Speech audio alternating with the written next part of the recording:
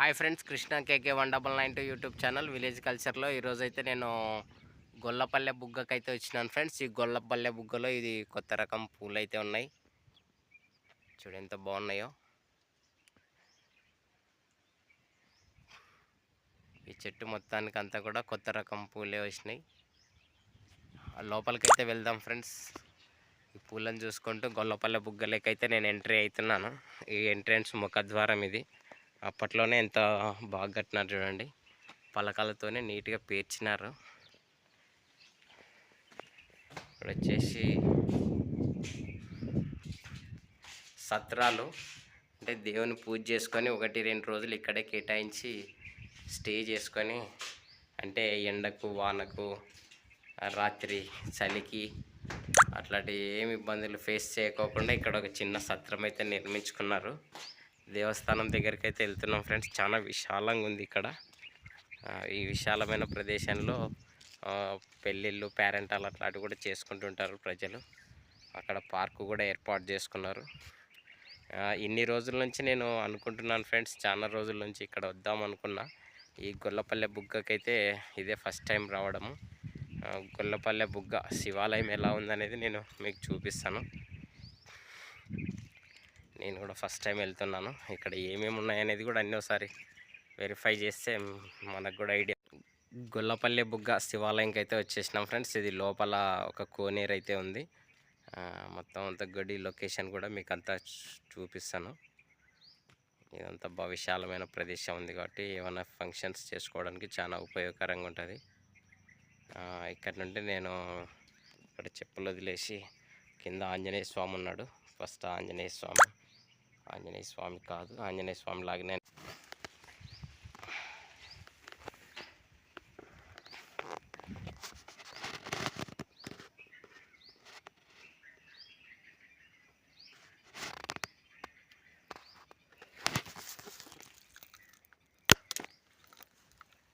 కోనేరులో అయితే స్వామి ఉన్నాడు.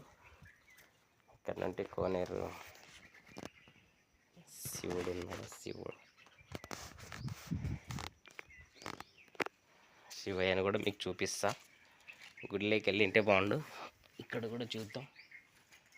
ఫస్ట్ ఎంట్రన్స్లోనే ప్లాస్టిక్ చూడండి, ఎంత ప్రశాంతమైన వాతావరణాన్ని కూడా ప్లాస్టిక్ అయితే వదలటం లేదు. ఎక్కడ పోయినా ప్లాస్టిక్ అయితే మనని వెంటాడుతూనే ఉంది. చాలా వరకు ప్లాస్టిక్ అవాయిడ్ చేయడానికి ట్రై చేయండి.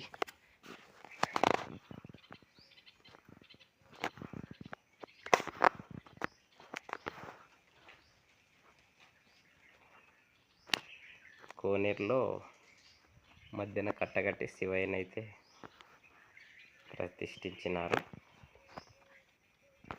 శివయ్య కూడా చాలా బాగున్నాడు ఫ్రెండ్స్. ముఖ్యంగా శివయ్యకి ఏ పూలు అంటే ఇష్టమో, ఏ ఆకులు అంటే ఇష్టమో మీరు నాకు చెప్పండి. పూలు అయితే మీకు చూపిస్తా. జిల్లేడు పూలు అంటే ఆయనకు చాలా ఇష్టం అంట. ఇప్పుడు శివాలయం లోపలికి అయితే వెళ్తున్నాం ఫ్రెండ్స్. చూడండి, చాలా పురాతన కాలం నాటి నిర్మించినటువంటి శివాలయం ఇది. ఇంత స్టాండర్డ్గా ఎక్కడ కూడా ఒక్క చుక్క కూడా లీక్ అనేది ఉండదు. అంత ఫుల్ బందోబస్తుగా మనలో రాళ్ళు పెట్టి మళ్ళీ దానికి కొట్టేసినారు.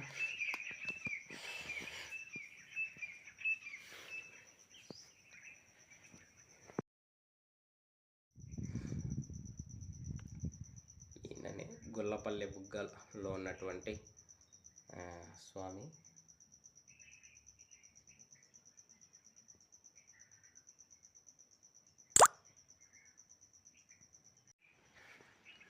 గుడి ప్రాంగణం అయితే చాలా ప్రశాంతంగా ఉంది ఫ్రెండ్స్. ఎవరైతే లేరు ఇక్కడ.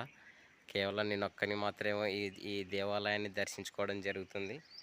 ఇక్కడ నుంచి కొంచెం ముందుకైతే ఒక బోర్ అయితే వేసినారు. ఆ బోర్ కూడా సోలార్ ప్యానెల్స్ సెట్ చేసి, ఆ సోలార్ ప్యానెల్స్ ద్వారా అయితే బోర్ నుంచి వాటర్ అయితే వస్తున్నాయి. అక్కడ నుండి కోనేరులకి కొన్ని సప్లై చేసి, కొన్ని గార్డెన్ కూడా సప్లై చేసినారు. ఈ సోలార్ ప్యానెల్స్ వల్ల కూడా కరెంట్ అయితే ఉత్పత్తి అవుతుంది ఫ్రెండ్స్. ఇది మనం పట్టుకునే షాక్ అట్లాంటిది ఏం కొట్టవు. ఈ ఎండ వల్ల కూడా మనం విద్యుత్ అనేది తయారు చేయొచ్చు. నీళ్ళ వల్ల తయారు చేయొచ్చు, గాలి వల్ల తయారు చేయొచ్చు. ఇన్ని రకాలుగా విద్యుత్ అనేది మనం తయారు చేయొచ్చు ఫ్రెండ్స్. గుడి ప్రాంగణం అయితే నాకు చాలా హైలైట్ బాగా నచ్చింది. Okay friends, time is over. నేనైతే ఇప్పటికీ దర్శనం కంప్లీట్ చేసుకొని నేను ముందుకు ప్రయాణం చేయాలనుకుంటున్నాను. ఓకే ఫ్రెండ్స్, మన వీడియో అయితే నచ్చినట్లయితే అందరూ షేర్ చేయండి, లైక్ చేయండి, సబ్స్క్రైబ్ చేయండి. Thank you so much everyone.